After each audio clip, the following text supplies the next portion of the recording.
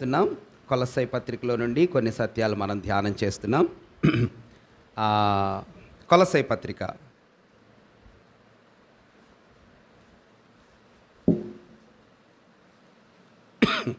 1వ అధ్యాయం. భక్తుడైన పౌలు కొలస్సైలకు రాసిన పత్రిక 1వ అధ్యాయం 3-4 వచనాలు నేను చదువుతున్నాను. 3-4 వచనాలు. పరలోకమందు మీ కొరకు ఉంచబడిన నిరీక్షణను బట్టి క్రీస్తు యేసునందు మీకు కలిగి ఉన్న విశ్వాసమును గూర్చియు పరిశుద్ధులందరి మీద మీకున్న ప్రేమను గూర్చియు మేము విని ఎల్లప్పుడూ మీ నిమిత్తము ప్రార్థన చేయుచు మన ప్రభువు యేసు క్రీస్తు యొక్క తండ్రి అయిన దేవునికి కృతజ్ఞతాస్తుతులు చెల్లించుచున్నాము. భక్తుడైన పౌలు ఈ పత్రిక రాశాడని ఆల్రెడీ మనం చెప్పుకున్నాం. ఎందుకొరకు రాశాడో కూడా చెప్పుకున్నాం. ఎందుకొరకు రాశాడు మీరు మర్చిపోయి ఉంటారని కూడా ఖచ్చితంగా నేను నమ్ముతున్నాను. ఎందుకు రాశాడన్నా? యూదుల యొక్క మత సంబంధమైన ప్రభావం, అన్యుల యొక్క అజ్ఞానపూరితమైన తత్వజ్ఞానం, లేకపోతే అన్యుల యొక్క ఆలోచన, యూదుల యొక్క మతం, ఆచారం కదా. అన్యులు అనుకునే పద్ధతి, విధానం. అన్యులు అంటే యూదులు కానివాళ్ళు, యూదులు కాని వాళ్ళ యొక్క ఆలోచన ధోరణి, ద వే దే థింక్, వాళ్ళు ఆలోచించే పద్ధతి.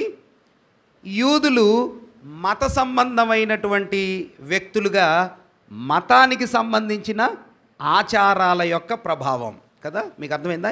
ఎన్ని వచ్చాయమ్మా సంఘంలోకి? ఈ రెండు సంఘంలోకి ప్రవేశించాయి. ఏ రెండు?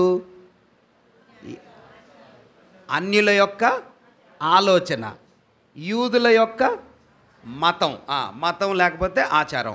ఈ రెండు సంఘంలోకి వచ్చినప్పుడు మరి యేసుక్రీస్తు ప్రభు వారిని అంగీకరిస్తే సరిపోయిద్దా, లేకపోతే అన్యులు చెప్పే ఆలోచనను కూడా మనం అనుసరించాలా, యూదులు చెప్పే మత సంబంధమైన ఆచారాన్ని కూడా మనం అనుసరించాలా అనే అనుమానంలో, సందిగ్ధంలో, తొందరలో, కలవరంలో ఉన్న విశ్వాసులు, సంఘంలో ఉన్న భక్తులు, కొలస్సై పట్టణంలో ఉన్న విశ్వాసులకు భక్తుడైన పౌలు ఈ పత్రిక రాశాడు అని మనం చెప్పుకున్నాం కదా.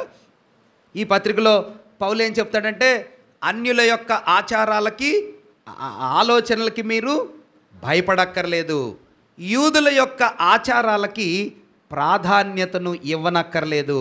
మరేం చేస్తే సరిపోయిద్ది? మరేం చేస్తే సరిపోయిద్దంటే, క్రీస్తు ప్రభువారినందు విశ్వాసముంచితే చాలు. 2వ అధ్యాయం 12వ వచనంలో ఇలా మనకు కనిపిస్తుంది. 2:12 కొలస్సై పత్రిక. మీరు బాప్తిస్మమందు ఆయనతో కూడా పాతి పెట్టబడిన వారమై ఆయనను మృతులలో నుండి లేపిన దేవుని ప్రభావమందు విశ్వసించుట ద్వారా ఆయనతో కూడా లేచితిరి. దేంతో అంటమ్మా? అంతే, విశ్వసించటం ద్వారానే మీరు యేసు ప్రభు వారితో పాటుగా చనిపోయారు. విశ్వసించుట తోడనే మీరు సమాధిలో నుంచి జీవం పొందుకున్నారు. ఇక విశ్వాసానికి ఆచారాలు, ఆలోచనలు, లోకము, మతము జత చేయవలసిన అక్కరత లేదు. ఫెయిత్ అండ్ ఓన్లీ ఫెయిత్ కదా. By faith and only by faith. ఇక విశ్వాసమే, విశ్వాసము తప్ప మరింకేమీ అక్కర్లా. సంఘములో ఉండే దేవుని పిల్లలమైన మనకు ఆచారాలు అక్కర్లేదు, ఆలోచనలు అక్కర్లేదు, అక్కడ చెప్పే అక్కర్లేదు, ఇక్కడ చెప్పే అక్కర్లేదు. ఏంటిదంట? స్థిరంగా మనుషుల యొక్క మాయోపాయముల చేత ఇటు అటు కొట్టబడిన అలల వంటి వ్యక్తులుగా మీరు ఉండక్కర్లేదు. స్థిరమైన, బలమైన, ఒకే ఒక మేకుతో దిగగొట్టబడినట్టుగా ఉన్న విశ్వాసములో స్థిరంగా, సంపూర్ణులుగా విశ్వాసంతో ఉంటే చాలు. By faith and only by faith, ఇక నథింగ్ ఎల్స్. ఆ విశ్వాసానికి మనం ఇంకేమీ జత చేయక్కర్లా. విశ్వసించటం వలన మాత్రమే మృతులలో నుంచి లేపబడ్డాం. లేపబడటం అంటే చచ్చిపోయినోడు బతికాడు. ఎలా బతికాడు? మంత్రం పలికితే కాదు కదా. ఆచారాలు అవలంబిస్తే కాదు, లోక సంబంధమైన ఆలోచనలకి, భూమికి, సూర్యుడికి, గాలికి, అగ్నికి, ఆకాశానికి ఏదో శక్తి ఉండి వాటి ద్వారా కొంత శక్తి, మతంలో నుంచి కొంత శక్తి, ఈ రెండు కలిపి యేసు ప్రభు వారి యందు విశ్వాసం ఉంచడం వలన మనము లేపబడలేదు. Only by faith. యేసు ప్రభు వారు సమాధిలో నుంచి లేచాడని ఆత్మచేత విశ్వసించిన దేవుని పిల్లలకు నిత్య జీవం దొరికింది. ఇక విశ్వాసానికి ఏమీ జత చేయక్కర్లేదు. అది కొలస్సై పత్రిక యొక్క ప్రాథమికమైన అంశం, మూల పాఠం కదా. ఇది మనం గుర్తుపెట్టుకోవాలి. కాబట్టి కొలస్సై పత్రికలో ఎన్ని అధ్యాయాలు ఉన్నాయమ్మా? నా వేళ్ళు చూసి చెప్పండి. 4 అధ్యాయాలు. Good, very good. మొదటి అధ్యాయంలో భక్తుడైన పౌలు ఏమని చెప్తున్నాడంటే, మనము ప్రభువుని గూర్చినటువంటి సత్యాన్ని అర్థం చేసుకోవాలి. ఎవరిని గురించి అర్థం చేసుకోవాలి? మీరు కానీ 1వ అధ్యాయం, కొలస్సై పత్రిక 1వ అధ్యాయం 14వ వచనం నుండి ఊరికినే చదవండి, గట్టిగా కాకుండా మీ మనసులో చదువుకోండి. 14వ వచనం నుండి, ఆ కుమారుని యందు మనకు విమోచనము అనగా పాపక్షమాపణ కలిగి ఉన్నది. ఆయన అదృశ్య దేవుని స్వరూపి అయి సర్వసృష్టికి ఆది సంభూతుడై ఉన్నాడు.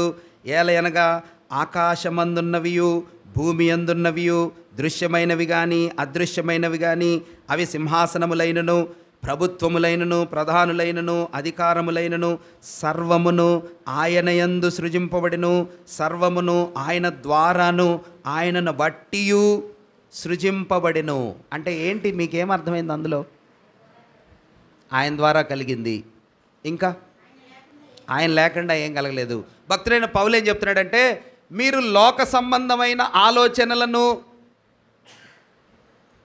జయించాలంటే, పడగొట్టాలంటే, దీనిలో ఏమి లేదు అని మీకు అర్థం అవ్వాలంటే, నెంబర్ 2, మత సంబంధమైనటువంటి సిద్ధాంతాలు, పద్ధతులు ఇందులో కూడా ఏమి లేదు అని మీకు నమ్మకం కలగాలంటే మీరు తపస్సు చేస్తే కలగదు, లేకపోతే మీరు ఏం ప్రాక్టీస్ చేసినా కలగదు. మరేం చేస్తే కలిగిద్దంట?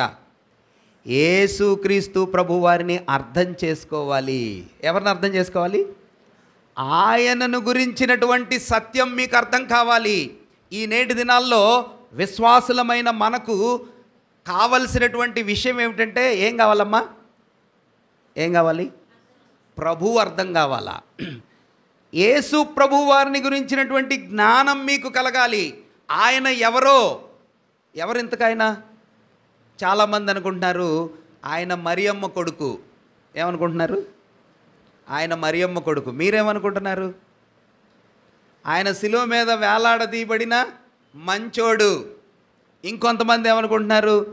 ఈస్టర్ పండుగ రోజు సమాధిలో నుంచి బయటికి వచ్చిన విజయవీరుడు. ఇంకేమనుకుంటున్నారు? 5 రొట్టెలు 2 చేపలు 5,000 మందికి పంచిపెట్టిన అద్భుతాలు చేసినోడు, లాజరుని లేపినోడు.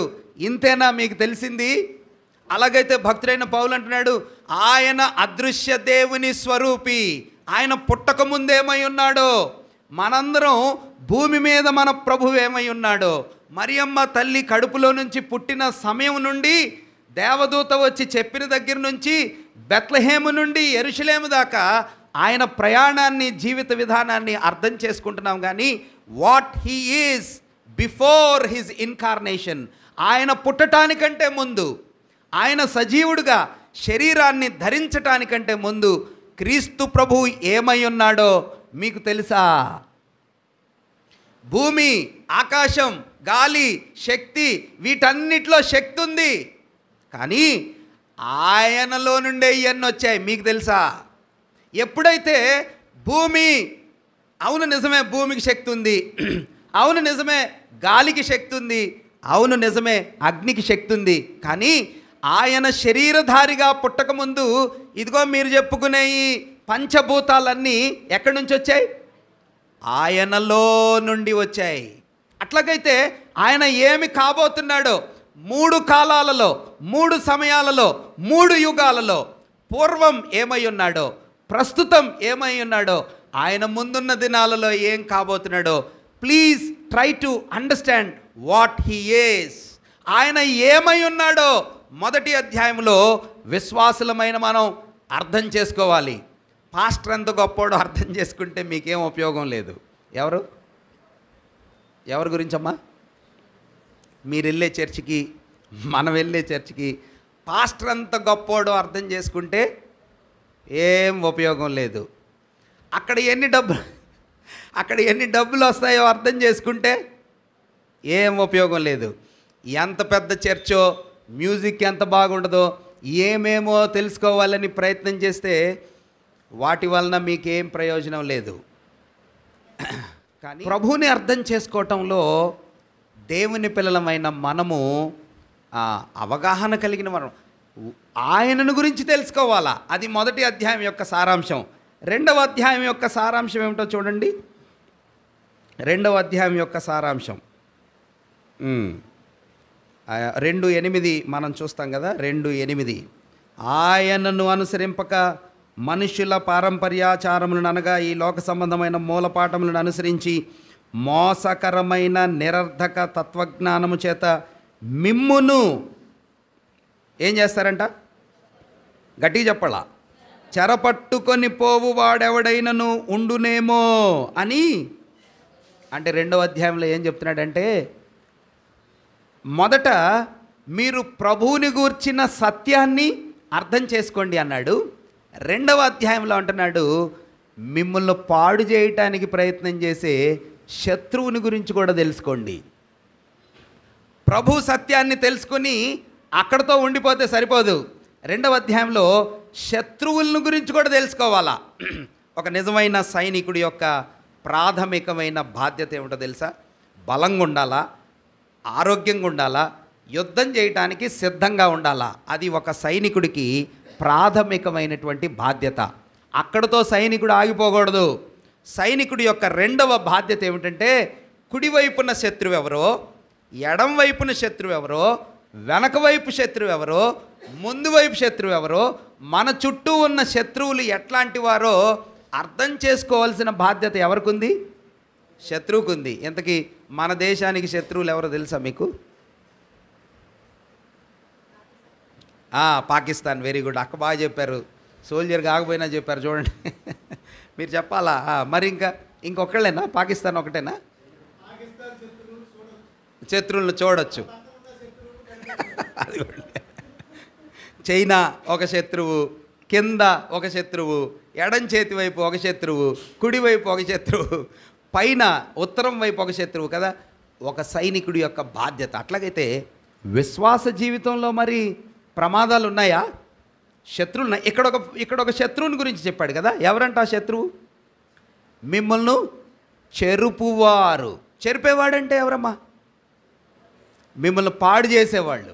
మనం చెప్తాం కదా, అన్న మా పిల్లాడు మంచోడేనన్న, కానీ ఏమైపోయాడు? స్నేహితుల వలన పాడైపోయాడు. ఇదిగో విశ్వాస జీవితంలో కూడా మన విశ్వాస యాత్రలో నుంచి, మన విశ్వాస నడకలో నుంచి, మన విశ్వాసపు మార్గంలో నుంచి, సరళమైన జీవితంలో నుంచి మనల్ని చెరిపేవాళ్ళు ఉన్నారు. జాగ్రత్త. శత్రువులు. వీళ్ళు ఎలాంటి శత్రువులు అంటే, మీరు అధ్యయనం చేయండి. కొరింథీ పత్రికలో లోపల శత్రువులు, ఇదిగో ఇక్కడ కూడా లోపల శత్రువులు, సహోదరుల వలన శత్రువులు. ఎఫెసీ పత్రికలో భక్తుడైన పౌలు అంటాడు, నేను వెళ్ళిపోయిన తర్వాత మీలో నుండే క్రూరమైన తోడేళ్ళు వస్తారు. ఎక్కడి నుంచి అంట? మనలో నుంచే. కొందరు శత్రువులేమో బయట నుంచి వస్తారు. వాళ్ళు మిమ్మల్ని కలవర పెడతారు, తొందర పెడతారు. కానీ లోపల ఉండే శత్రువులు మిమ్మల్ని పాడు చేస్తారు. క్రైస్తవ పేర్లే ఉంటాయి, క్రైస్తవ బట్టలే ఉంటాయి, క్రైస్తవ విషయాలే చెప్తారు, ప్రభువే అంటారు. కానీ వాళ్ళందరూ మీ క్షేమాన్ని కోరేవాళ్ళు కాదు, మిమ్మల్ని చెరిపేవాళ్ళు. గలతీ పత్రికలో భక్తుడైన పౌలు అంటున్నాడు, ఓ అవివేకులైన గలతీయులారా, ఎవడు మిమ్మల్ని భ్రమ పెట్టెను? మీరు చక్కగా పరిగెడుతున్నారు కదా, ప్రభు వెంట బాగా ఉత్సాహంగా ఉన్నారు కదా, ఎవరు మిమ్మల్ని పాడు చేశాడు? ప్రియమైన దేవుని పిల్లారా, రెండవ అధ్యాయంలో అంటున్నాడు భక్తుడైన పౌలు, శత్రువుల్ని గురించి మీరు తెలుసుకోండి. మొదటి అధ్యాయంలో ఏమన్నాడు? ప్రభువుని గూర్చినటువంటి సత్యాన్ని తెలుసుకోండి. చెప్పండి అందరూ. మొదటి అధ్యాయం యొక్క సారాంశం ఏంటమ్మా? ప్రభువు యొక్క సత్యాన్ని తెలుసుకోండి. రెండవ అధ్యాయం సారాంశం ఏమిటంటే మిమ్మల్ని పాడు చేసే శత్రువుల్ని గురించి తెలుసుకోండి. సింపుల్ వర్డ్స్లో, సరళంగా గుర్తుండే భాషలో మొదటి అధ్యాయంలో సత్యాన్ని తెలుసుకోండి. చెప్పండి అందరూ. మొదటి అధ్యాయంలో ఏంటమ్మా? సత్యాన్ని తెలుసుకోండి. రెండవ అధ్యాయంలో శత్రువుని తెలుసుకోండి. ఎవరిని తెలుసుకోవాలా? శత్రువుల్ని తెలుసుకోవాలా. మూడవ అధ్యాయంలో మొదటి వచనాన్ని చూడండి అన్న. 3వ అధ్యాయం 1వ వచనం. మీరు క్రీస్తుతో కూడా లేపబడిన వారైతే పైనున్న వాటినే వెదకుడి. 5వ వచనం నుండి 11వ వచనం వరకు మనం చదవాలి. అందులో ఏమని రాశాడో పైన మీరు చూడండి. సమయం ఎక్కువైపోయింది కాబట్టి మీరు ఊరికి నేను చూడండి. 5వ వచనం 3:5. భూమి మీద ఉన్న మీ అవయవములు అనగా జారత్వం, అపవిత్రత, కామాతురత, దురాశ, విగ్రహారాధన, ధనాపేక్షను చంపండి. చంపి ఏం చేయాలంటమ్మా? నూతన 9-10 వచనాలు. నూతన స్వభావము ధరించుకొని నూతనమైన సృష్టిని పోలిన వారుగా జ్ఞానము కలిగి ప్రవర్తించండి అంటున్నాడు. అంటే దీనిలో ఏం అర్థం చేసుకోవాలా? నేను ఫాస్ట్గా చెప్తున్నాను, మీకు క్యాచ్ చేయటం కూడా కొంచెం కష్టమేనేమో. సరే, 3వ అధ్యాయంలో అంటున్నాడు, మీరు పైనున్న వాటిని వెతకండి, భూమి మీద కిందున్న వాటిని వెతకొద్దు, వాటి కోసం ప్రయాసపడవద్దు. అంటే దాని అర్థం ఏంటంటే శ్రేష్టమైన వాటిని మీరు పట్టుకోండి. 1వ అధ్యాయం సారాంశం ఏంటమ్మా? సత్యాన్ని తెలుసుకోండి. 2వ అధ్యాయం సారాంశం ఏంటి? శత్రువుల్ని తెలుసుకోండి. 3వ అధ్యాయం సారాంశం ఏమిటంటే శ్రేష్టమైనవేంటో తెలుసుకోండి. భూమి మీద ఉన్నాయన్నీ ఇదిగో అక్కడ చెప్పాడు కదా. ఏంటి అంటమ్మా భూమి మీద ఉన్న మీ అవయవాలు? జారత్వము, అపవిత్రత, కామాతురత, దురాశ, విగ్రహారాధన, ధనాపేక్ష. ఇంకా కిందకి మీరు చదువుకుంటూ పోతే 8వ వచనంలో కోపము, ఆగ్రహము, దుష్టత్వము, దూషణ, బూతులు, వీటన్నిటినీ విసర్జించి ప్రాచీన స్వభావాన్ని విడిచిపెట్టి క్రొత్త స్వభావాన్ని ధరించుకున్న వ్యక్తుల్లాగా శ్రేష్టమైన వాటిని, పరలోక సంబంధమైన వాటిని మీరు గుర్తించండి, పట్టుకోండి.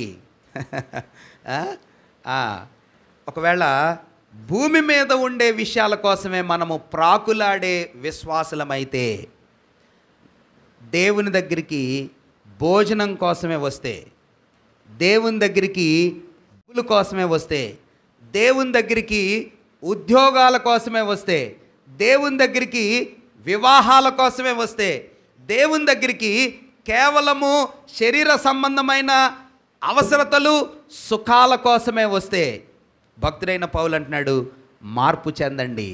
అది మీ ప్రాచీన స్వభావం. ఒక్క పూట కూటి కోసం ఏశావు ఏం చేశాడంటమ్మా? జ్యేష్ఠత్వాన్ని అమ్మేసుకున్నాడు. ఎన్ని రోజులు? ఒక్క రోజు కాదు అన్న, ఒక్క పూట. ఒకవేళ మనం ఒక పూట భోజనం చేయకపోతే ఏం జరిగిద్దన్నా?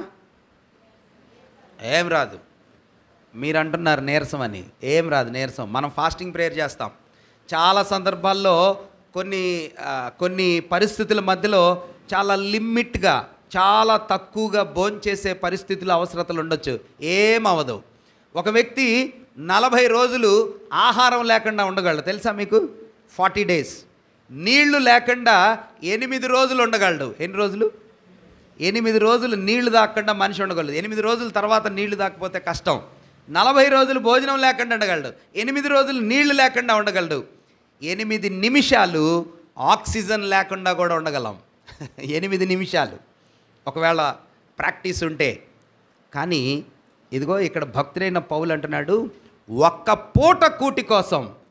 పూట కూటి కోసం జ్యేష్ఠత్వాన్ని, ఆశీర్వాదాల్ని, పరలోక సంబంధమైన విషయాల్ని అమ్ముకున్నాడు. దేవుడు వద్దన్నాడు. భోజనం కోసం, డబ్బుల కోసం, సుఖం కోసం, లోక సంబంధమైనటువంటి జారత్వము, కామాతురత, దుష్టత్వము, అపవిత్రత, ధనాపేక్ష, వీటి కొరకు దేవునికి వ్యతిరేకంగా తయారయ్యే అప్రతిష్టతో, బలహీనతతో ఉండే విషయాల్ని కోరుకునే మనసు ఉందేమో, శ్రేష్టమైన వాటిని చూడండి, పరలోకం వైపు చూడండి. దేవుని కొరకు ఏమున్నాయో దాచిపెట్టబడిన, ఏవి శ్రేష్టమైనవో, మాన్యమైనవో, ఏవి యోగ్యమైనవో వాటి వైపు మీ కనుదృష్టి పెట్టండి. ఎక్కడుందన్నమాట నా మీ పక్కనే, అంటే మనం తెరిచి ఉన్న కొలస్సై పత్రికకి పేజీ ఒకవైపు కుడివైపుకి తిప్పండి. ఫిలిప్పీ పత్రిక 4వ అధ్యాయం 8వ వచనాన్ని మనం చదువుతాం. ఫిలిప్పీ పత్రిక 4:8. ఫిలిప్పీ పత్రిక 4:8. ఈ ఉదయం నేను ఈ మాట చదువుతున్నప్పుడు నాకు చాలా ఆశ్చర్యం కలిగింది. మెట్టుకు సహోదరులారా, ఏ యోగ్యత అయినను మెప్పైనను ఉండిన ఎడల, ఈ మాట గట్టిగా పట్టుకోండి, ఏవి సత్యమైనవో, ఏవి మాన్యమైనవో, ఏవి న్యాయమైనవో, ఏవి పవిత్రమైనవో, ఏవి రమ్యమైనవో, ఏవి ఖ్యాతి గలవో, అబ్బో వాటి మీద మనసు పెట్టండి, ధ్యానం పెట్టండి. ఇంతకీ ఇవన్నీ ఎక్కడ చూశారంట వీళ్ళు? మరియు మీరు నా వలన ఏవి నేర్చుకొని అంగీకరించదు. ఈ మాట చదివినప్పుడు నాకు కలవరం కలిగింది ఈరోజు ఉదయమే. ఏ మాట ఏంటిదంట? మీరు నా వలన ఏవి నేర్చుకొని అంగీకరించితిరో, నాయందు ఉన్నట్టుగా ఏవి వింటిరో, ఏవి చూచితిరో అట్టి వాటిని చేయుడి. ఏంటిదమ్మా? ఎందుకు మీకు భయం కలిగిందా? మీకేమన్నా అనిపించిందా చదువుతుంటే? ఏమనిపించలేదా? అనిపించిందా? ఇప్పుడు నేను మీ దగ్గరికి వచ్చి, అన్న నేను జీవిస్తున్నట్టుగా మీరు కూడా బ్రతకండి అని చెప్పడానికి నాకు ధైర్యం ఉందా? కష్టమే. నేను ఆలోచించినట్టుగా, నేను నా లైఫ్ స్టైల్ ఉన్నట్టుగా, నేను నా జీవితంలో ప్రవర్తిస్తున్నట్టుగా మీరు కూడా అట్లా ఉండండి అని నేను చెప్పగలనా? కొంచెం భయమే. భక్తుడైన పౌలు అంటున్నాడు, నేను మీ దగ్గర ఉన్నప్పుడు ఎలా ఉన్నానో, నా ద్వారా మీరు ఏమి విన్నారో, నా జీవితంలో మీరేమి చూశారో వాటిలో ఏమున్నాయంట? ఇగో ఇవన్నీ శ్రేష్టమైనవన్నీ. భక్తుడైన పౌలు అంటున్నాడు, ఇవన్నీ నేను చేశాను, నేను చూపించాను, నేను మీకు చెప్పాను. దేవుని చిత్తము వలన అపోస్తలుడుగా నేను మీ మధ్యన పరిచర్య చేస్తూ, మీ మధ్యలో నేను చేసిన పనిని మీరు నన్ను గమనించి చూశారు. అమ్మ మీరు చెప్పండి, పౌలు భక్తుడు సుఖపడ్డా కష్టపడ్డా? కొన్ని కష్టాలు చెప్పండి. బాగా చెప్పారు, కష్టపడ్డాడని కరెక్ట్గా చెప్పారు. 40 దెబ్బలు తిన్నాడు, ఓడబద్దలైపోయింది, ఆ చెరసాల్లో ఉంచారు, రాళ్లతో కొట్టబడ్డాడు, మరణం దాకా వెళ్ళాడు. ఇంకా అయ్యా కళ్ళు లేవు, ఆరోగ్యం లేదు, భోజనం లేదు, అనేక మార్లు నిద్ర లేదు. జాగారం అంటే నిద్ర లేదు, జాగారాలు, నిద్ర లేదు, ఆశ్రయం లేదు, స్నేహితులు లేరు, సహాయం లేదు, భోజనం లేదు, సపోర్ట్ లేదు. ఇది భక్తి జీవితంలో మంచిదా చెడ్డదా? ఇట్లా ఒక వ్యక్తి జీవితం ఉంటే తినటానికి అన్నం లేదు, పడుకోవడానికి నిద్ర లేదు, సరైన అవసరతలు వస్తువులు లేవు, ఇల్లు లేదు, ఆరోగ్యం లేదు, ఇట్లా ఉండే భక్తుడి జీవితాన్ని మనం మంచిదంటామా? అంటారా? పౌలు అంటున్నాడు, పౌలు భక్తుడు అంటున్నాడు, ఇవన్నీ నేను ఎందుకు అనుభవించానంటే పరలోకములో నాకు బహుమానం ఉంది, మంచి పోరాటం పోరాడి తిని, నా పరుగు తుదముట్టించి తిని, పరలోకమందు నా కొరకు కిరీటం ఉంది, మరణాపాయం దాకా వెళ్ళా, చెరసాల్లో పెట్టబడ్డా, ఇప్పుడు మీరు చెప్పినవన్నీ ఇవన్నీ అనుభవించా. దేనికి దేనికి దేనికి దేనికంటే ఈ లోకంలో ఏదో దొరుకుతుందని కాదు. మరి భోజనాల కోసం, డబ్బుల కోసం, అవసరతల కోసం, ఉద్యోగాల కోసం అక్కడికి ఇక్కడికి పరుగులెత్తి భూ సంబంధమైనటువంటి అపవిత్రమైన వాటన్నిటిలో దేవుని పిల్లలు ఇన్వాల్వ్ అవ్వటం, పనులు చేయటం, చెడ్డ వాటిలో మన జీవితాలని పాడు చేసుకోవటం, దీన్ని ఏమంటారు? శ్రేష్టమైనవేవో వాళ్ళకి తెలియట్లేదు. What is good, what is best, what is great, what is honourable, ఏవి శ్రేష్టమైనవో, ఏవి గొప్పవో, ఏవి మాన్యమైనవో మీరు చెప్పండి. చాలా సందర్భాల్లో నేను అడుగుతా, ఇక్కడ కిలో వెండి ఉంది, ఇక్కడ కిలో బంగారం ఉంది, ఏది కోరుకుంటారు? ఏమ్మా, వెండి కావాలా బంగారం కావాలా? బంగారమే కావాలి కదా. దేవుడు అట్లా ఇస్తే ఎంత బాగుండు అనుకుంటుంది సుధా. లేదా? మంచిది, గుడ్ గర్ల్. చూడండి, ఒకవేళ ఇక్కడ కిలో బంగారం ఉంది, ఇక్కడ కిలో వజ్రాలు ఉన్నాయి, ఇప్పుడేం కావాలా? వజ్రాలే కావాలా?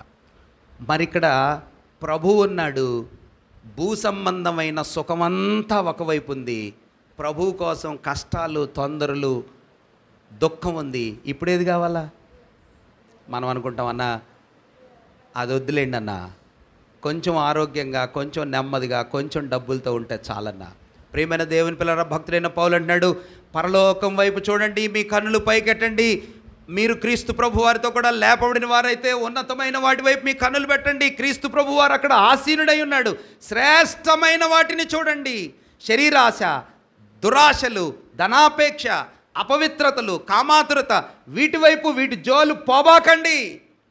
మొదటి అధ్యాయంలో సత్యాన్ని తెలుసుకోండి, రెండవ అధ్యాయంలో శత్రువుని తెలుసుకోండి, మూడవ అధ్యాయంలో శ్రేష్టమైన వాటిని చూడండి. ఏం చూడాలమ్మా?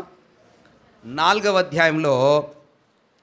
అధ్యాయంలో మీ కొరకు ప్రయాసపడుతున్న సేవకులు ఎవరో గుర్తించండి. సేవకులను కూడా చూడండి. ఎవరంట వీళ్ళ కోసం కష్టపడుతున్న సేవకుడమ్మా?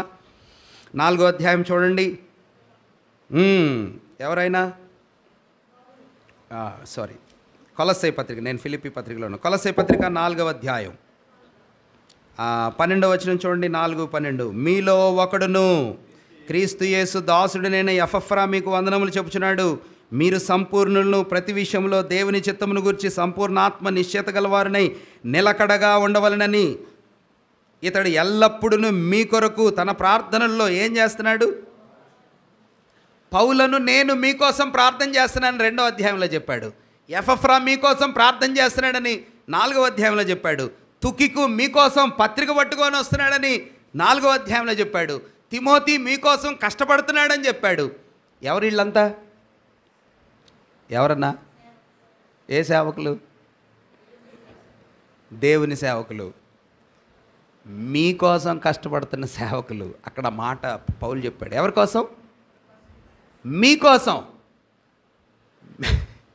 మీ నుంచి లాభం పొందే సేవకులు కాదు, మీరిస్తే తీసుకునే సేవకులు కాదు, మీకోసం పోరాడుతున్న సేవకులు, మీకోసం కష్టపడుతున్న సేవకులు, మీకోసం పరిగెత్తే సేవకులు, మీ ఇంటికి వచ్చే సేవకులు, మీతో కూర్చునే సేవకులు, మీకోసం ప్రార్థించి కన్నీళ్లు కార్చే దేవుని సేవకుల్ని గుర్తుపెట్టుకోండి. గుర్తుపెట్టుకోవడం అంటే డబ్బులు ఇవ్వమని కాదు. లుక్ అంటు దెమ్, వాళ్ళ వైపు చూడండి. ఎపఫ్రా మీకోసం కష్టపడుతున్నాడు. ఈనేటి దినాల్లో సేవ చాలా మారిపోయింది కదా, మనందరికీ తెలుసు, అవేమీ చెప్పుకోక్కర్లేదు. డిజిటల్ సేవ అంటే ఇదిగో టీవీలో కనిపించడం, లేకపోతే మొబైల్లో సేవ కనిపించడమే స్క్రీన్ మీద. నిజంగానా? కాదు, నిజం కాదు. మీ దగ్గరికి వస్తారా? రారు. మీకోసం ఏమన్నా సహాయం ఖర్చు చేస్తారా? లేదు. మరి ఈ సేవకుల కోసం మనం కష్టపడతామా? సేవకులు కష్టపడతారా? మనం సేవకుల కోసమా? సేవకులు మన కోసమా? భక్తులైన పౌలు అంటున్నాడు తెస్సలోనికై పత్రికలో, నేను మీకోసం తల్లి లాలించినట్టుగా, తల్లి ప్రేమించినట్టుగా, తల్లి ఒక బిడ్డను గారవించినట్టుగా, తండ్రి ఒక బిడ్డ కోసం కష్టపడినట్టుగా, ఓ తెస్సలోనికయ సంఘస్థులారా, మీకోసం నేను కష్టపడలేదా? గలతీ పత్రికలో అంటాడు, నేను మిమ్మల్ని కనలేదా? కనటం అంటే మీరు నాకు పుట్టలేదా? సహోదరులకి తెలుస్తుంది. కనటం, డెలివరీ ఎలాంటిదంట? భక్తుడైన పౌలు ఆ మాట రాశాడు, ప్రసవ వేదన కలుగుతుంది. It is so painful for me to reform you. మళ్ళీ మిమ్మల్ని ప్రభులో తిరిగి కట్టాలంటే, ప్రభులో మిమ్మల్ని మళ్ళీ తిరిగి రూపాంతరం చెందాలంటే, మళ్ళీ డెలివరీ టైంలో వేదన పడినంత కష్టం అనిపిస్తుంది నాకు. సేవకుల్ని గుర్తుపెట్టుకోండి. 4 అంశాలు కదా, 4 అధ్యాయాల్లో. 1వ అధ్యాయం సత్యాన్ని తెలుసుకోండి, 2వ అధ్యాయం శత్రువుల్ని తెలుసుకోండి, 3వ అధ్యాయం శ్రేష్టమైన వాటిని తెలుసుకోండి, 4వ అధ్యాయం సేవకుల్ని కూడా గుర్తుపెట్టుకోండి, సేవకుల్ని గురించి తెలుసుకోండి. ఆఖరి వారం నేను మీకు చెప్పాను, 4 కట్టడాలు కూడా భక్తుడైన పౌలు చెప్పాడు కదా. ఏం కట్టడాలు 4? ఒకటి, క్రింద కట్టండి. కింద అంటే ఎక్కడమ్మా? 1వ అధ్యాయం 23వ వచనం చూడండి. కొలస్సై పత్రిక 1:23. పునాది మీద కట్టబడిన వారే స్థిరముగా ఉండి మీరు విన్నట్టు ఆకాశం క్రింద ఉన్న సమస్త సృష్టికి ప్రకటింపబడినట్టు ఈ సువార్త వలన కలుగు నిరీక్షణలో నుండి తొలగిపోక విశ్వాసమందు నిలిచి ఉండిన ఎడల ఇది మీకు be strong in the faith of your foundation. మీ పునాది లాంటి విశ్వాసపు జీవితంలో బాగా కట్టబడండి. ఎక్కడమ్మా? పునాది. పునాది పునాది ఉందా? పునాది ఉందన్నా? విశ్వాసులకు ఏముండాలంట? పునాది. ప్రభు దగ్గరికి వెళ్ళిపోయారు దైవ సేవకులు. మోజస్ అంకుల్ మనందరికీ తెలుసు, బెరాకాల్లో ఉండేవాళ్ళు. ఎప్పుడు ఎలా అనేవాళ్ళు, ఏమండి ఫౌండేషన్ ఉండాలా? ఆయన చేయి కుదులుతూ ఉండేది. ఏం చెప్పేవాడు? ఫౌండేషన్. ఫౌండేషన్ అంటే కింద పునాది. ఎట్లా ఉండాలన్నా కింద పునాది? బలంగా ఉండాలి. విశ్వాస జీవితంలో ఫౌండేషన్ ఉండాలా? ఈ నేటి విశ్వాస జీవితంలో మనకేం లేదు. బిల్డింగ్ ఉంది కానీ ఏం లేదన్నా, ఫౌండేషన్ లేదు, పునాది లేదు. భక్తుడైన పౌలు అంటున్నాడు, విశ్వాస జీవితంలో స్థిరంగా కట్టబడండి. ఉన్నా లేకపోయినా, ఏది జరిగినా జరగకపోయినా క్రీస్తు ప్రభు కోసం మీ జీవితాలను సమర్పించుకున్న అనుభవంలోకి రావాలా. రక్షణ అంటే అదే. రక్షణ అంటే ఏదమ్మా? అదే. మాకు మేలు జరిగితే చర్చికి వస్తాం, మాకు మేలు జరిగితే ఆరాధిస్తాం, మాకు మేలు జరిగితే పలహారం పంచుతాం, మాకు మేలు జరిగితే పాస్టర్కి డబ్బులు ఇస్తాం. ఫౌండేషన్ లేదు. ఏం లేదు? ఫౌండేషన్ లేదు. మొన్న ఈ మధ్యన ఒక సహోదరి కోసం ప్రార్థన చేస్తే వాళ్ళ కుమారుడికి కొడుకు పుట్టాడు. వాళ్ళు మాకు డబ్బులు పంపించారు, నేను తిప్పి పంపించాను. నేను చెప్పాను, మీ 500 మాకు అక్కర్లేదు. ఏం డబ్బులు అక్కర్లా? దేవుడికి 500 కావాలా? దేవుడికి 1000 రూపాయలు కావాలా? దేవుడికి 2000 కావాలా? మీరు రండి. అంటే నేనేదో డబ్బులు తిప్పి పంపించాను గొప్ప కోసం చెప్పట్లా. God wants our faith. దేవునికి మన విశ్వాసం కావాలి, దేవునికి మన మనస్సు కావాలి, దేవునికి మన హృదయంలో రహస్యంగా ఆయన్ని ఎంత నమ్ముతున్నామో కావాలి. అంతేగాని ఊరికినే పైపైన ఇచ్చే డబ్బులు, పైపైన ఇచ్చే కానుకలు, పలహారాలు మీ విశ్వాసాన్ని చూపించే విషయాలు కాదు. అలాగైతే ఈ ఉదయకాల సమయంలో భక్తుడైన పౌలు అంటాడు, మీరు పునాదులలో కట్టబడాలా.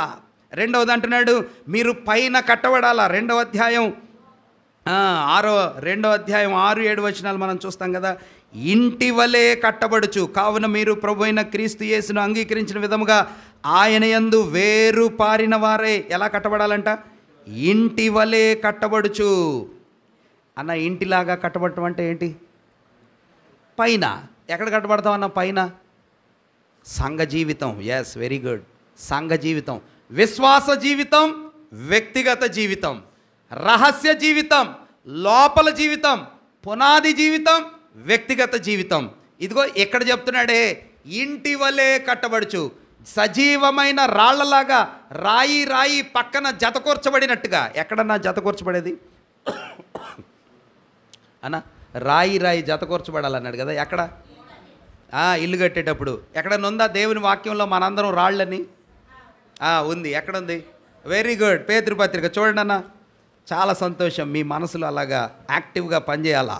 2వ అధ్యాయం మొదటి పేతురు పత్రిక. పేతురు రాసిన మొదటి పత్రిక 2వ అధ్యాయం. పేతురు రాసిన మొదటి పత్రిక 2వ అధ్యాయం 4-5 వచనాలు మనం చదవాలి. 4-5 వచనాలు మనం చదవాలి. 4వ వచనంలో ఏమన్నాడంటే, మన ప్రభువే అమూల్యమైన సజీవమైన రాయి అని 4వ వచనంలో చెప్పాడు. 5వ వచనాన్ని మనం చదువుతున్నాం. యేసుక్రీస్తు ద్వారా దేవునికి అనుకూలములగు ఆత్మ సంబంధమైన బలులు అర్పించుటకు పరిశుద్ధ యాజకులుగా ఉండినట్లు మీరును సజీవమైన రాళ్ల వలె ఉండి ఆత్మ సంబంధమైన మందిరముగా. అన్న, మీరు ఏ మందిరంలో రాయి అని ఎవరైనా అడిగితే ఏం చెప్తారు? మీరు ఏ మందిరంలో రాయి? దేవుని మందిరంలో. బెరాకాల్లో రాయి అని చెప్పగలరా? బేతస్తాలో రాయి అని చెప్పగలరా? అవి లోకల్ చర్చిలే. కానీ దేవుని మందిరంలో ఆత్మ సంబంధమైన మీ యాజక ధర్మాన్ని, మీ ఉద్యోగాన్ని, మీ పరిచర్యను చేయటానికి ఒక మందిరంలో, ఆత్మ సంబంధమైనటువంటి మందిరంలో మీరు కూడా దేవుని రాళ్లలాగా ప్రభు పక్కన అమర్చబడినట్టుగా మీరు కట్టబడ్డారా? ఒకరోజు ఈ మందిరం, ఇంకొక రోజు ఇంకొక మందిరం, ఒక్కొక్క రోజు వెళ్ళండి. ఓకే, మంచిది. 5-10 నిమిషాల్లో నేను కూడా క్లోజ్ చేస్తాను. ఒక్కొక్క రోజు ఎక్కడమ్మా? వేరు మంచిదే. అంటే వెతకటానికి, తెలుసుకోవటానికి, ప్రభు చిత్త ప్రకారంగా మనకు ఎక్కడ అనుకూలత ఉందో, ఎక్కడ నాటబడాలో ప్రభు చిత్తం కోసం కనిపెట్టడం మంచిదే. కానీ స్థిరమైన వాక్య సత్యంలో, సంఘ సత్యంలో, దేవుని యొక్క నియమావళిలో ఎదగటానికి ఒక ఆత్మ సంబంధమైన రాయిలాగా నీ జీవితం మందిరంలో కట్టబడుతుందా? పైన కట్టబడండి, కింద కట్టబడండి. 3 ఆంటీ చెప్పారు కదా, లోపల కట్టబడండి. ఎక్కడ అంటే ఈ క్రోధము, అపవిత్రత, బూతులు, ధనాపేక్ష, దురాశలు, కామాతురత ఇవన్నీ ఎక్కడుంటాయన్నా? బయటికేం కనబడవు. ఇవన్నీ ఎక్కడుంటాయి? మీరు లోపల కట్టబడండి. 3వ అధ్యాయంలో అంటున్నాడు, let us be build up inside of our life. కింద కట్టబడాలా, లోపల హృదయంలో ఆశా నిగ్రహము, నియంత్రణ, ప్రభు వైపు చూడటం, పవిత్రత అభ్యాసం చేయాలా. సహోదరులు చేయాలా, చిన్నపిల్లలు చేయాలా, బోధకులు చేయాలా, ప్రతి ఒక్కరూ చేయాలా. ఏం చేయాలా? పవిత్ర జీవితాన్ని సాధన చేయాలా. ఇది లోపల అనుభవం. మనవారం నేను చెప్పాను, బయట వారి వలన మంచి సంభాషణ ఉప్పు వేసినట్లు వెలుపరి వారి ఎడల జ్ఞానము కలిగి నడుచుకోండి. 4వ అధ్యాయం 5వ వచనం. బయట కూడా కట్టబడండి. 4 కట్టడాలు చూసాం కదా. ఎక్కడెక్కడ చూసామమ్మా? 4 కట్టడాలు చెప్పండి. 1 క్రింద కట్టబడండి పునాదుల్లో, 2 పైన కట్టబడండి సంఘంలో, 3 లోపల కట్టబడండి పవిత్రతలో, 4 బయట కట్టబడండి సువార్త సాక్ష్య జీవితంలో. ఓకే, మంచిది. ఇంకా విషయాలు మనం ముందుకు చెప్పుకుంటూ పోతే సమయం అయిపోతుంది. ఇలాగా కొలస్సై పత్రికలో భక్తుడైన పౌలు అనేక రీతులుగా విశ్వాసులను కోరుకుంటున్నాడు కదా. 4 కోరికలు కోరాడు భక్తుడైన పౌలు. 4 కోరికలు అవి ఊరికి నాకు జ్ఞాపకం చేసి నేను క్లోజ్ చేస్తాను. 1వ అధ్యాయం 28వ వచనం చదవండి అన్న. 1:28. ప్రతి వ్యక్తి క్రీస్తు ప్రభు వారి నందు సంపూర్ణుడు కావాలని నేను కష్టపడుతున్నాను అని పౌలు కోరిక. ఏం కోరికంట? 1:28 కొలస్సై పత్రిక 1. ప్రతి మనుషుని క్రీస్తునందు సంపూర్ణునిగా చేసి ఆయన ఎదుట నిలవబెట్టవలనని సమస్త విధములైన జ్ఞానముతో మేము ప్రతి మనుషునికి బుద్ధి చెప్పుతూ ప్రతి మనుషునికి బోధించు ఆయనను ప్రకటించున్నాము. ఏంటిదంట పౌలు కోరిక? పౌలు కోరిక ఏంటంటమ్మా? కొలస్సై పట్టణంలో ఉన్న విశ్వాసులు ఏమవ్వాలి? సంపూర్ణులు కావాలి. సా అనే అక్షరం మీద. ఓకే, సంపూర్ణులు కావాలి. దేవుని పిల్లలమైన మనము ఏం కావాలా? సంపూర్ణులు కావాలా. Let us be complete in Christ. యేసు ప్రభు వారిలో దేవుని పిల్లలమైన మనము సంపూర్ణులు కావాలి. రెండో విషయం, ఇందాక మనం చెప్పుకున్నాం కదా, 5-6 వచనాల్లో ఈ వేరుపారి ఇంటి వల్లే కట్టబడుచు విశ్వాసమందు స్థిరపరచబడుచు. కొలస్సై 2:6-7 వచనాల మధ్యలో నుంచి నేను చదువుతున్నాను ఫాస్ట్గా. విశ్వాసమందు స్థిరపరచబడుతూ అంటే పౌలు ఏమని కావాలని కోరుకుంటున్నాడు? స్థిరంగా ఉండాలని కోరుకుంటున్నాడు కదా. మూడవదిగా చూడండి పౌలు ఏమని కోరుకుంటున్నాడో. 16వ వచనం 3:16 చూడండి. కృతజ్ఞులయుండుడి, సంగీతములతో, కీర్తనలతో, ఆత్మ సంబంధమైన పద్యములతో ఒకరినొకడు బోధించుచు బుద్ధి చెప్పుచు కృపాసహితముగా మీ హృదయములో దేవుని గురించి గానము చేయుచు సమస్త విధములైన జ్ఞానముతో క్రీస్తు వాక్యము మీలో సమృద్ధిగా నివసింపనీయుడి. ప్రభువుని స్తుతిస్తూ మీరు సమృద్ధిగా ఉందురుగాక. ఇది పౌలు కోరిక. 1వ అధ్యాయంలో ఏమన్నాడు? మీరు సంపూర్ణులు కావాలనేది నా కోరిక అన్నాడు. 2వ అధ్యాయంలో ఏమన్నాడు? మీరు స్థిరులు కావాలనేది నా కోరిక అన్నాడు. 3వ అధ్యాయంలో అంటున్నాడు మీరు స్తుతిస్తూ సమృద్ధితో దేవునిలో సమృద్ధిగా మీరు ఉండాలని నేను కోరుకుంటున్నా అన్నాడు. 4వ అధ్యాయంలో భక్తుడైన పౌలు ఏమంటున్నాడు? 4:2 రెండో వచనం చదువుదామన్నా. ఉమ్, ఉమ్, ఉమ్, ఉమ్, ఆ, ఉమ్, ఉమ్, ఉమ్, ఉమ్, ఉమ్, ఉమ్, ఉమ్. 5వ వచనం, సమయము పోనీయక సద్వినియోగము చేసుకొనుచు. చాలన్నా, ఆపర్చునిటీస్ని సద్వినియోగం చేసుకోండి. సువార్త ఎలా చెప్పాలో, సమయం ఎలాగా పొందుకోవాలో, ప్రతి దేవుని ఈవులను సద్వినియోగం చేసుకోవటం కూడా మీరు నేర్చుకోవాలి అనేది పౌలు యొక్క ప్రగాఢమైన కోరిక. ఒకసారి మీరు చెప్తారా? మొదటి అధ్యాయం యొక్క సారాంశం ఏంటి? సత్యం. 2వ అధ్యాయం యొక్క సారాంశం ఏంటి? శత్రువుని గురించి తెలుసుకోవటం. 3వ అధ్యాయం యొక్క సారాంశం ఏంటి? శ్రేష్టమైన వాటిని గురించి తెలుసుకోవటం. 4వ అధ్యాయం సారాంశం ఏమిటి? దేవుని యొక్క సేవకులను గురించి తెలుసుకోండి. ఓకే, 4 కట్టడాలు ఉన్నాయి కదా కొలస్సీ పత్రికలో. 1, ఎక్కడ కట్టబడాలి? పునాదులలో విశ్వాసంలో కట్టబడండి. 2, సంఘంలో పైన కట్టబడండి. 3, లోపల పవిత్రతలో కట్టబడండి. 4, బయట సువార్త సేవ సాక్ష్యంలో కట్టబడండి. పౌలు యొక్క 4 కోరికలు. 1వ అధ్యాయంలో మీరేం కావాలి? సంపూర్ణులు కావాలి. 2వ అధ్యాయంలో స్థిరులు కావాలి. 3వ అధ్యాయంలో సమృద్ధితో స్తుతిస్తూ ఉండాలి. 4వ అధ్యాయంలో సద్వినియోగం చేసుకుంటూ ప్రార్థనలో బలంగా ఉండాలి కదా. ఇలాగా కొలస్సీ పత్రికలో చెప్పబడిన మాటల్ని ప్రభు మనందరి వినికిడిలో దీవించునుగాక. మనం కూడా ఇలాగా ఎదగటానికి, బలం పొందటానికి ప్రభు తన ఆత్మ ద్వారా సహాయం చేయునుగాక. ప్రార్థన చేద్దాం. కృపగలిగిన తండ్రి, మీకు స్తోత్రాలు నాయనా. కొలస్సీ పత్రికలో కొన్ని పాఠాలు మేము విన్నాం, నేర్చుకున్నాం. మీ ఆత్మ ద్వారా మాకు అందించినందుకై మీకు స్తోత్రాలు. విన్న మాటలు మా హృదయంలో ఫలింపు చేయండి, విడిచిపెట్టకుండా సహాయం చేయండి. మా జీవితాల్లో, మా ఆత్మీయ జీవితాల్లో కట్టబడటానికి సహాయం చేయండి. కూలిపోయిన స్థితిలో ఉన్నాం, పడిపోయిన స్థితిలో ఉన్నాం, పతనమైన స్థితిలో ఉన్నాం, ఎన్నో బలహీనతలతో ఉన్నాం, గుమ్మాలు కాలిపోయిన స్థితిలో ఉన్నాం. మమ్మల్ని కట్టండి ప్రభువా. ఈ క్రొత్త సంవత్సరంలో, ఈ క్రొత్త నెలలో ఆధ్యాత్మికంగా మమ్మల్ని కట్టండి, వాక్యంలో కట్టండి, ప్రార్థనలో కట్టండి ప్రభువా, పవిత్రతలో కట్టండి నాయన, సేవా సాక్ష్యంలో కట్టండి ప్రభువా. చాలా విషయాల్లో కట్టుకోలేని స్థితిలో ఉన్నాం, మమ్మల్ని బలపరచమని జీవం గల హస్తాలకు అప్పగించుకుంటున్నాం. బలహీనులుగా అనారోగ్య స్థితిలో ఉన్న వారిని మీ సన్నిధిలో ఎత్తిపట్టుకుంటున్నాం. దయ చూపించండి. మా ముందున్న వారం అంతట్లో మీ కృప మాకు తోడుగా ఉంచండి. ఎగ్జామ్స్ రాస్తున్న బిడ్డలను బలపరచండి, సిద్ధపడుతున్న బిడ్డలను దీవించండి.